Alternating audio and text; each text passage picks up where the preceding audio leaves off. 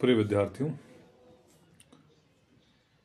भूगोल के प्रथम वर्ष में भौतिक भूगोल के बी सेक्शन में आज हम आपसे चर्चा करेंगे वायुमंडल का संगठन एवं संरचना के।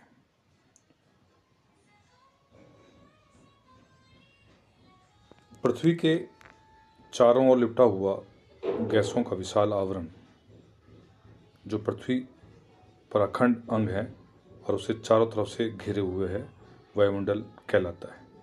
जलवायु वैज्ञानिक क्रिसफील्ड के अनुसार वायुमंडल अपने वर्तमान स्वरूप में 58 से 50 करोड़ वर्ष पूर्व अर्थात कैम्ब्रियन युग में आया। वायुमंडल का भार 5.6 से 1 गुणा 1025 टन है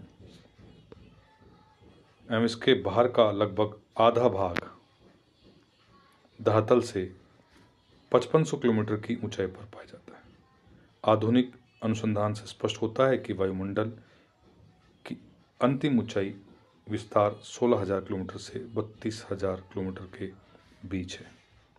वायुमंडल का 50% भाग इसके 51.2 किलोमीटर की ऊंचाई तक, 75% भाग 16 किलोमीटर से ऊंचाई तक एवं 99% भाग 32 किलोमीटर की ऊंचाई तक स्थित है।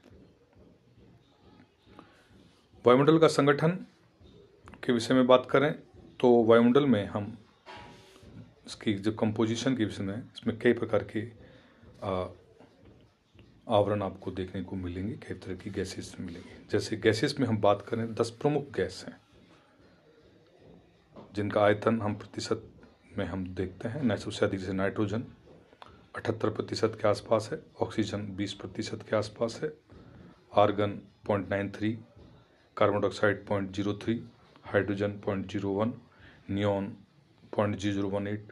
इस प्रकार से हीलियम, क्रोप्टॉन, जेनॉन, ओजोन, ये कुछ गैसें जो वायुमंडल के लिए बहुत महत्वपूर्ण हैं, जैविक मंडल के लिए भी बहुत अधिक महत्वपूर्ण है।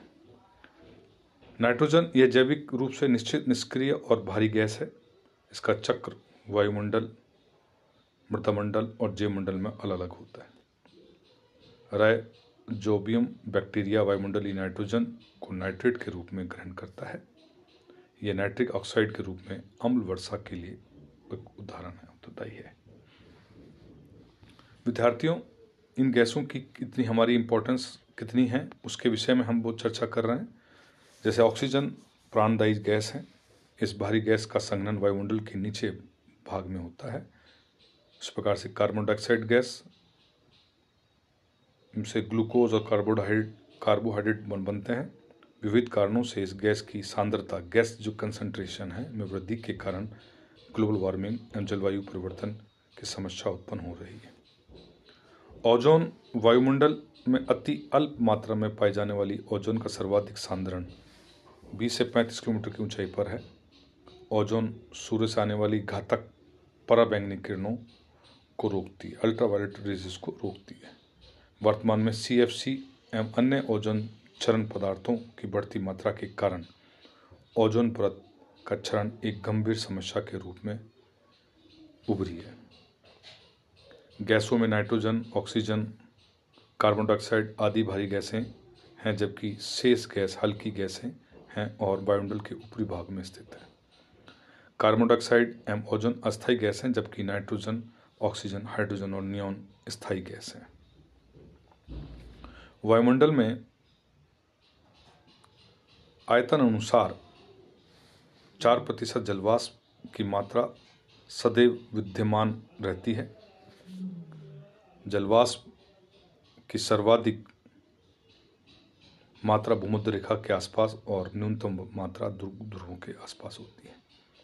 सर्वाधिक मात्रा जल भूमध्य रेखा आसपास क्यों होती है और न्यूनतम ध्रुव पास क्यों होती है? विद्यार्थियों, इस विषय को आप सोचें, समझें, क्यों कि यहाँ अधिक क्यों होती है और ध्रुवों पर न्यूनतम क्यों होती है। भूमि से 5 किलोमीटर की ऊंचाई तक वायुमंडल में समस्त जलवाष्प का 90%, यानी कि 5 किलोमीटर तक ही आपको 90% जलवाष्प की मात्रा आपको देखने को मिलेगी। जलवाष्प सभी प्रकार की संघनन एवं वर्षण संबंधी मौसमी घटनाओं के लिए जिम्मेदार होती है।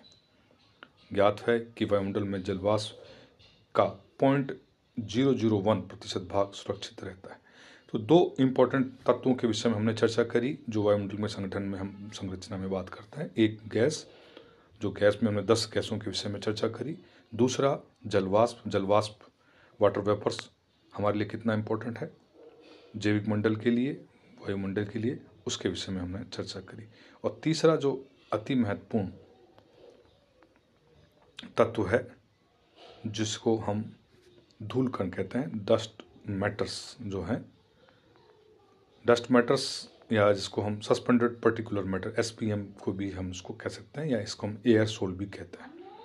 विभिन्न स्रोतों से वायुमंडल में जाने वाले धूलकण आर्द्रता ग्रही नाभिक का कार्य करते हैं। धूलकण और विभिन्न विकिरण, ये जो धूलकण हैं वायुमंडल में परावर्तन के लिए, विकिरण के लिए और विकिरण के लिए काम करते हैं, जो अवशोषण करती हैं, फैलाती हैं। इससे विभिन्न प्रकार की स्थितियां हमको देखने को मिलती हैं। वर्णात्मक विकिरण के कारण आकाश का रंग नीला और सूर्योदय और सूर्यास्त के समय दिन दिखने वाले रंग धूलकण के ही देन है। उषाकाल एवं गोधूलि की तीव्रता एवं उसकी अवधि के निर्धारण में धूलकणों की प्रमुख भूमिका होती है। धूलकण एवं धुएं के कण आर्द्रताग्राही नाभिकों को भी कार्य करते हैं। धूलकण की सर्वाधिक जमाव उपोष्ण व औद्योगिक क्षेत्रों में एवं न्यूनतम जमाव ध्रुव निकट होती है। वर्तमान में धूलकण की मात्रा में वृद्धि होने से वायुमंडल की एयर क्वालिटी काफ़ी कम हो रही है। उसके परिणाम वायु प्रदूषण के रूप में हमें देखने को मिल रहे हैं। धूलकण की अधिकता से क्षेत्र विशेष में अवशोषण की मात्रा, प्रकीर्णन और इन चीज़ों पे भी प्रभाव हमको देखने को मिल रहा है। तो प्रिय विद्यार्थियों, वायुमंडल का संगठन हमारे लिए कितना इम्पोर्टेंट है उस विषय में हमने चर्चा करी। अगले वीडियो में हम वायुमंडल की परतों के विषय में बात करेंगे। धन्यवाद।